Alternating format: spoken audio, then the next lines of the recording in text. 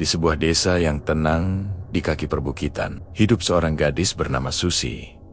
Gadis itu dikenal ramah, lembut, dan selalu menyapa siapapun yang ditemuinya di jalan. Namun akhir-akhir ini, perubahan besar muncul dalam dirinya. Perubahan yang begitu halus di awal, tetapi berkembang menjadi sesuatu yang menggelisahkan banyak orang, terutama mereka yang mengenalnya sejak kecil. Warga desa pertama kali menyadari kejanggalan itu ketika Susi mulai sering duduk sendirian di teras rumahnya, menatap kosong ke arah jalan yang sepi. Tatapan yang biasanya hangat kini terlihat kosong, seperti sedang menyimak sesuatu yang tak terlihat oleh orang lain. Ibunya mencoba menanyakan apa yang dirasakan putrinya, namun Susi selalu memberi jawaban singkat dan tidak jelas. Suatu malam, Rohmat, tetangga yang juga teman masa kecil Susi, kebetulan lewat di depan rumahnya. Ia melihat Susi duduk tanpa bergerak. Wajahnya pucat diterangi lampu rumah yang redup. Ketika Rohmat memanggil, Susi menoleh perlahan. Ada jeda panjang sebelum ia menjawab, seolah pikirannya terpisah dari tubuhnya. "Mat, dia manggil aku," ucap Susi lirih, membuat Rohmat terdiam, tidak tahu harus berkata apa. Setelah itu, Susi terus menunjukkan perilaku yang semakin aneh. Ia suka berdiri lama di bawah pohon besar dekat jembatan desa. Padahal sebelumnya, ia tidak pernah berhenti di tempat itu, kecuali saat menunggu teman. Beberapa warga melihatnya berdiri di sana menjelang petang, menatap ke kejauhan tanpa kedip. Ketika ditanya sedang apa, ia hanya tersenyum samar atau pura-pura tidak mendengar. Desa mulai ramai dengan bisikan. Ada yang mengatakan Susi sedang sakit, ada pula yang percaya ia sedang ditimpa sesuatu yang tidak kasat mata. Namun tak ada yang benar-benar memahami apa yang sedang menjerat gadis itu. Perilakunya semakin mengkhawatirkan ketika ia mulai berjalan keluar rumah pada malam hari. Ibunya sering memergoki Susi berdiri di halaman dengan wajah terangkat ke langit, seolah mendengarkan panggilan yang tidak bersumber dari dunia yang sama. Ketika ditanya, Susi hanya bergumam, "Aku dipanggil, dia nunggu aku." Rohmat yang mendengar perkembangan itu merasa ada sesuatu yang lebih serius. Ia mencoba berbicara dengan Susi pada suatu sore, berharap dapat memahami apa yang membingungkan gadis itu. Tetapi Susi hanya menatapnya sejenak sebelum menjawab dengan suara yang hampir tidak terdengar, "Dia ada di sini." Kata-kata itu membuat banyak orang bertanya-tanya, siapa yang dimaksud? Susi. Namun setiap kali mereka mencoba menanyakan lebih jauh, Susi menutup diri dan kembali melamun. Wajahnya kadang terlihat tenang, tetapi sesekali berubah gelisah, seolah ada bayangan yang mengikutinya kemanapun ia pergi. Hari-hari berikutnya, keadaan makin memburuk. Susi tidak lagi mengenali beberapa orang, termasuk tetangga dekatnya. Ia kerap terlihat berbicara sendiri di sudut rumah, bergerak tanpa tujuan dari satu ruangan ke ruangan lain. Ibunya hampir putus asa, sementara ayahnya memilih diam karena tidak tahu harus berbuat apa. Di balik semua itu, satu hal menjadi jelas.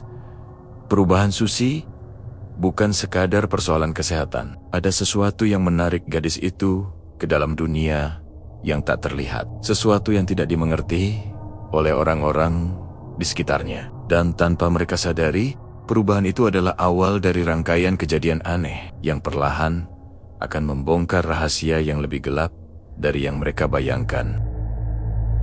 Ali datang ke desa itu sekitar 2 bulan sebelum perubahan pada diri Susi mulai terlihat. Kehadirannya tidak pernah benar-benar menjadi perhatian besar, kecuali bagi beberapa warga yang memperhatikan kebiasaannya yang berbeda. Ia tinggal di sebuah rumah sederhana di ujung desa. Rumah tua peninggalan seorang kerabat jauh yang sudah lama tidak ditempati. Meski penampilannya rapi dan tutur katanya sopan, ada aura asing yang selalu menyelimuti dirinya. Seakan ia datang membawa sesuatu yang tidak sepenuhnya berasal dari dunia ini.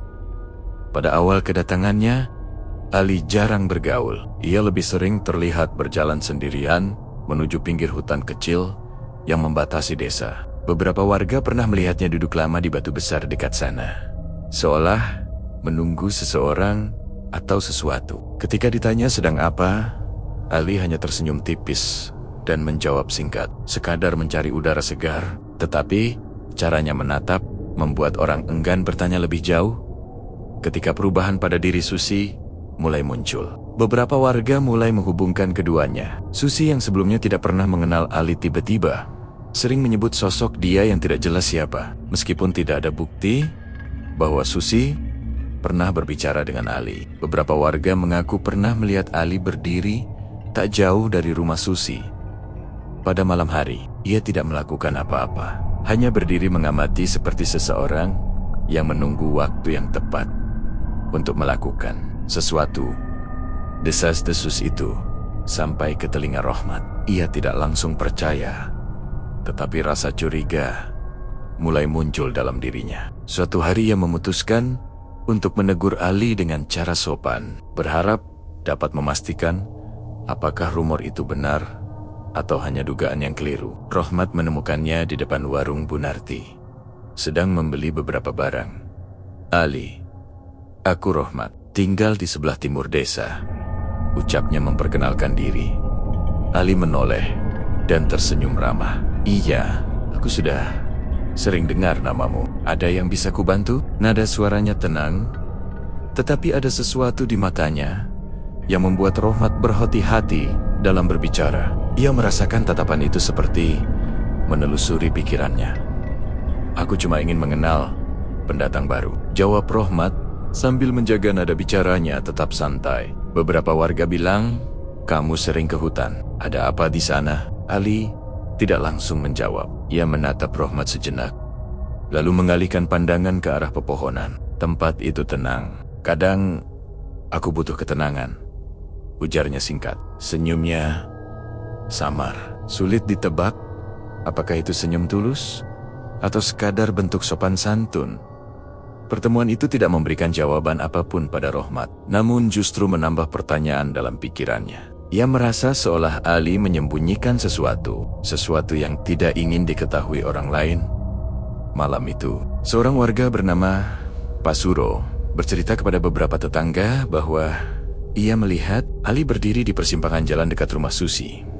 Ali terlihat menatap rumah itu lama, sebelum akhirnya berjalan pergi. Ketika Pasuro memanggilnya, Ali hanya melambaikan tangan tanpa menoleh. Kabar tersebut membuat kecurigaan terhadap Ali semakin besar. Sebagian warga mulai berbisik bahwa Ali mungkin memiliki niat yang tidak baik.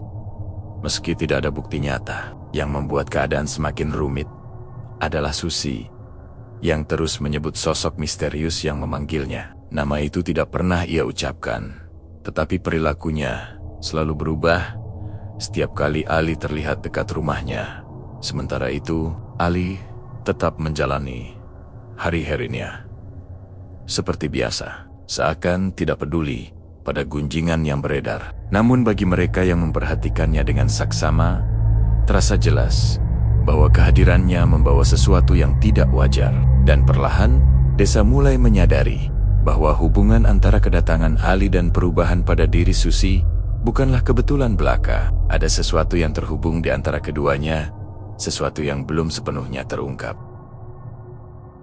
Perubahan yang terjadi pada diri Susi semakin hari semakin sulit dipahami. Apa yang awalnya tampak seperti rasa letih atau gangguan kecil, perlahan berubah menjadi sesuatu yang membuat seluruh desa merasa cemas. Sikapnya yang biasanya lembut kini berganti dengan perilaku yang tidak lagi mengenali batas antara sadar dan tidak sadar. Ada hari ketika ia terlihat normal, tetapi lebih sering ia seperti berjalan di dalam dunianya sendiri.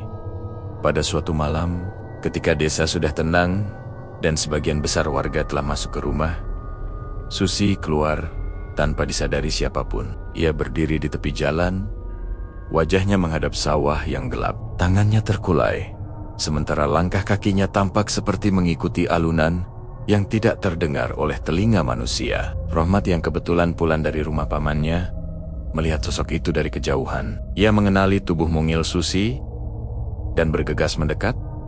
Susi, kamu kenapa keluar malam-malam begini? Tanyanya dengan nada khawatir.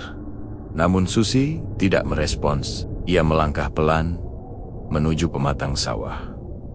Pandangannya tertuju pada satu titik di kejauhan. Rohmat menahan lengannya dengan lembut, tetapi Susi hanya berbisik, "Dia nunggu aku harus datang." Kata-katanya membuat Rohmat tercekat. Ada sesuatu pada cara Susi mengucapkannya datang dari tempat yang lebih dalam dari sekadar pikiran. Rohmat segera membawa Susi kembali ke rumahnya. Ibunya yang melihat keadaan putrinya langsung memeluknya. Namun Susi hanya menatap kosong ketika pintu rumah tertutup. Wajah ibu Susi tampak sangat gelisah. Ia bercerita bahwa selama beberapa hari terakhir, Susi mulai sering berjalan keliling rumah seperti orang yang sedang mencari sesuatu. Kadang ia berhenti menatap sudut ruangan, seolah ada orang di sana. Ungkap ibunya gemetar. Beberapa warga juga memberi kesaksian serupa. Ada yang melihat Susi berjalan sendirian di dekat sumur tua. Ada pula yang melihatnya duduk di bawah pohon besar menjelang maghrib tanpa berkedip. Beberapa ibu-ibu bahkan mulai mengunci pintu lebih cepat karena merasa suasana desa menjadi tidak biasa sejak perubahan itu terjadi. Meski begitu, perilaku Susi bukanlah sesuatu yang agresif. Ia tidak pernah marah, tidak pernah membahayakan orang lain. Namun tatapannya sering membuat orang merasa tidak nyaman, seolah ada suara-suara tak kasat mata yang hanya ia yang bisa dengar. Bahkan ketika seseorang menegurnya, ia kadang hanya menoleh sebentar, lalu kembali tenggelam dalam lamunannya. Di dalam rumah, keadaan makin membingungkan. Susi sering berbicara pelan kepada seseorang yang tidak terlihat. Kadang ia tersenyum samar, kadang tampak sedih. Suatu sore, adiknya melihat Susi duduk di lantai kamar sambil memeluk lutut, berusaha menenangkan diri. Ketika ibunya masuk dan bertanya apa yang terjadi, Susi hanya berkata lirih, "Dia memanggilku terus. Aku tidak bisa berhenti mendengarnya." Kata-kata itu membuat keluarganya tak lagi mampu menganggap keadaan ini sebagai masalah biasa. Mereka mulai menduga ada sesuatu yang menaut dalam diri Susi. Sesuatu yang tidak bisa diatasi dengan nasihat atau doa harian saja. Malam berikutnya, Susi kembali mencoba keluar rumah. Rohmat yang lewat karena khawatir sengaja memperhatikan keadaan dari kejauhan. Ketika ia melihat Susi berdiri tepat di tengah halaman, memandang ke arah rumah kosong di ujung desa rumah tempat Ali tinggal, ia merasa seluruh bulu kuduknya berdiri. Susi berbisik pelan, "Dia mengajak aku datang. Dia sudah menunggu." Kata-kata itu menjadi titik di mana semua orang mulai menyadari bahwa sesuatu yang tidak wajar sedang menggenggam gadis itu semakin kuat. Dan jika tidak segera dihentikan, tidak ada yang tahu kemana langkah Susi akan membawanya. Permasalahannya bukan lagi sekadar perubahan perilaku ini, adalah tarikan yang datang dari sesuatu yang tidak terlihat, sesuatu yang diam-diam menguasai hatinya.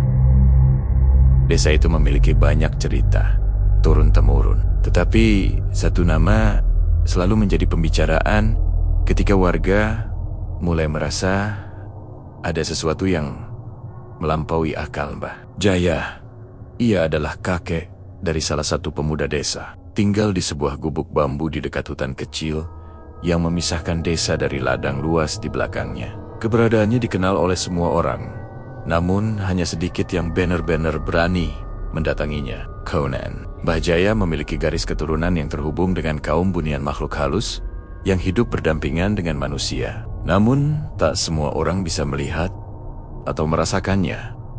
Kabar tentang keadaan Susi akhirnya sampai juga ke telinga Mbah Jaya.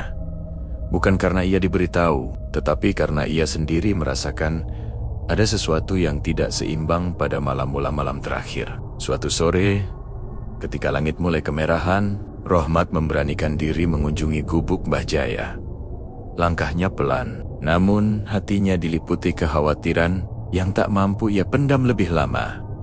Gubuk kecil itu tampak sederhana dari luar, namun ada suasana berbeda yang menyelimutinya. Seolah udara di sekitar tempat itu tidak sama dengan udara desa pada umumnya. Rohmat berdiri di depan pintu bambu sambil mengetuk pelan. "Bah saja, Rohmat, mau minta bantuan," ucapnya pelan. Pintu bambu itu terbuka tanpa suara. Mbah Jaya berdiri di ambang pintu, tubuhnya kurus namun tegap, dengan rambut putih panjang yang terurai rapi. Wajahnya tampak tua, namun matanya memancarkan ketenangan yang tidak ditemukan pada orang seusianya. Alih-alih bertanya, ia hanya mempersilakan Rohmat masuk dengan gerakan tangan. Setelah duduk di lantai beralaskan tikar pandan, Rohmat menceritakan keadaan Susi dari awal hingga malam terakhir. Mbah Jaya mendengarkan tanpa menyela, menatap lantai seolah melihat sesuatu jauh lebih dalam dari apa yang diceritakan Rohmat. Setelah Rohmat selesai berbicara, Mbah Jaya menghembuskan napas panjang. Anak itu tidak sedang sakit, ucapnya perlahan. Ada sesuatu yang mengikat jiwanya. Rohmat mengerutkan kening. Apa benar ada yang mengganggunya, Mbah? Mbah Jaya menatapnya. Kali ini lebih tajam. Ada orang yang memanggilnya dari kejauhan, dan panggilan itu datang dari seseorang yang jiwanya tidak sepenuhnya tinggal di sini. Kata-kata itu membuat Rohmat teringat pada Ali, pendatang baru yang selalu muncul di waktu-waktu tak wajar. Tanpa perlu ditanya, Mbah Jaya seolah membaca pikiran Rohmat dan berkata, orang itu membawa jejak dari dunia lain, dan Susi sedang mengikuti jejak yang tidak ia sadari. Narasi itu membuat suasana di dalam gubuk semakin berat. Rohmat merasa tubuhnya dingin, bukan karena takut, tetapi karena memahami bahwa masalah yang menimpa Susi jauh lebih dalam daripada yang dibayangkan sebelumnya. Mbah Jaya bangkit dari duduknya, mengambil sebuah kantong kecil berisi daun kering dan akar wangi. Ia lalu menatap Rohmat dengan pandangan penuh arti. Bawa aku ke rumah Susi. Anak itu harus dipanggil kembali sebelum ia semakin jauh. Sesampainya di rumah Susi, suasana terasa berbeda. Udara di dalam rumah seperti lebih berat, dan Susi duduk di sudut ruangan tanpa menoleh ketika mereka masuk. Ia tampak seperti mendengarkan seseorang yang tidak berada dalam ruangan itu. Mbah Jaya hanya berdiri beberapa langkah darinya, menatapnya dengan sorot mata yang penuh belas kasih. Susi, panggil Mbah Jaya pelan. Yang kau dengar bukan panggilan untukmu. Itu bukan jalanmu. Untuk pertama kalinya setelah sekian hari, Susi menoleh. Tatapannya kosong, namun tubuhnya gemetar halus. Dia menunggu aku, katanya dengan suara serak. Mbah Jaya menggeleng pelan. Yang menunggu itu bukan seseorang yang bisa membawamu pulang. Kau sedang ditarik oleh sesuatu yang tidak ingin melepaskanmu. Susi terdiam, tetapi air matanya mengalir pelan tanpa ia sadari. Rohmat yang menyaksikannya merasakan dadanya sesak. Ia tidak tahu apa yang dilihat Mbah Jaya di balik tatapan Susi, tetapi jelas sesuatu sedang berusaha menguasai gadis itu. Mbah Jaya menutup mata sejenak, seperti berbicara dengan sesuatu yang tidak terlihat. Ketika ia membuka mata, suaranya lebih tegas, namun tetap lembut. Aku akan membantumu, nak. Tapi kau harus tetap berada di sini, bukan di dunia yang memanggilmu itu. Kata-kata itu seperti menenangkan sesuatu dalam diri Susi. Meski tatapannya masih kosong, tubuhnya perlahan rileks, seakan ada bagian dirinya yang mulai kembali. Hari itu menjadi awal upaya Mbah Jaya untuk menyelamatkan Susi dari tarikan gaib yang membelenggunya. Dan sejak kedatangannya ke rumah itu, suasana di sekitar keluarga Susi berubah pelan-pelan. Seolah kehadiran Mbah Jaya membawa batas tipis antara dua dunia kembali ke tempatnya untuk sementara. Kehadiran Mbah Jaya di rumah Susi bukan hanya membawa ketenangan bagi keluarga itu, tetapi juga menghadirkan perubahan pada suasana di sekelilingnya. Malam yang biasanya terasa gelap, kini seolah memiliki cahaya lembut yang tidak terlihat mata, namun dapat dirasakan oleh siapapun yang berada di dalam rumah. Sejak pertama kali melihat Susi, Mbah Jaya sudah memahami bahwa ikatan yang menjerat gadis itu bukan sekadar bisikan gaib biasa. Ada jejak yang menempel padanya, jejak yang berasal dari seseorang yang tidak seutuhnya berada di dunia manusia. Susi duduk bersandar di dinding kamar. Tubuhnya tampak lelah, matanya sayu, tetapi sesekali bergerak gelisah, seolah mengikuti suara yang tidak terdengar oleh orang lain. Mbah Jaya memilih duduk di depannya, menjaga jarak agar Susi tidak merasa tertekan. Rohmat dan kedua orang tua Susi berdiri di pintu, menunggu tanpa berani menyelah. Anak ini terikat oleh panggilan yang ia sendiri tidak mengenali, ujar Mbah Jaya dengan suara tenang. Panggilan itu bukan dari seorang manusia biasa. Rohmat menelan ludah, sadar siapa yang dimaksud. Nama Ali kembali terngiang di pikirannya, namun ia tidak ingin memotong pembicaraan. Dengan hati-hati, Mbah Jaya mengeluarkan kantong kecil berisi daun harum dan akar wangi dari dalam sakunya. Ia membukanya pelan, lalu menepuk lantai dengan lembut, seolah meminta izin pada sesuatu yang tak dapat dilihat. Daun-daun itu ia letakkan di dekat kaki Susi. Aroma yang keluar tidak menyengat, melainkan lembut, seperti angin sore di tepi hutan. Susi mengerjap perlahan. Untuk pertama kalinya, dalam beberapa hari, tatapannya tidak lagi kosong sepenuhnya. Ia seperti sedang berusaha kembali mengenali ruangan tempat ia berada. Bibirnya terbuka sedikit, ingin mengatakan sesuatu, namun suaranya tidak keluar. Mbah Jaya berbicara pelan, seolah kepada seseorang yang berada di tempat berbeda. Kembalilah, nak. Kau tidak dipanggil untuk pergi. Jalanmu ada di sini. Susi menutup matanya, dan tubuhnya bergetar halus. Wajahnya menunjukkan pergulatan batin yang tak mampu dijelaskan dengan kata-kata. Nafasnya naik turun perlahan, seakan ada tarikan kuat yang sedang mencoba menariknya kembali ke dalam kegelapan. Dia masih memanggil, bisik Susi lemah. Aku tidak bisa menutupnya. Kedua orang tuanya menunduk, tak sanggup menahan perasaan sedih melihat putri. Mereka berjuang melawan sesuatu yang tak bisa dijamah tangan.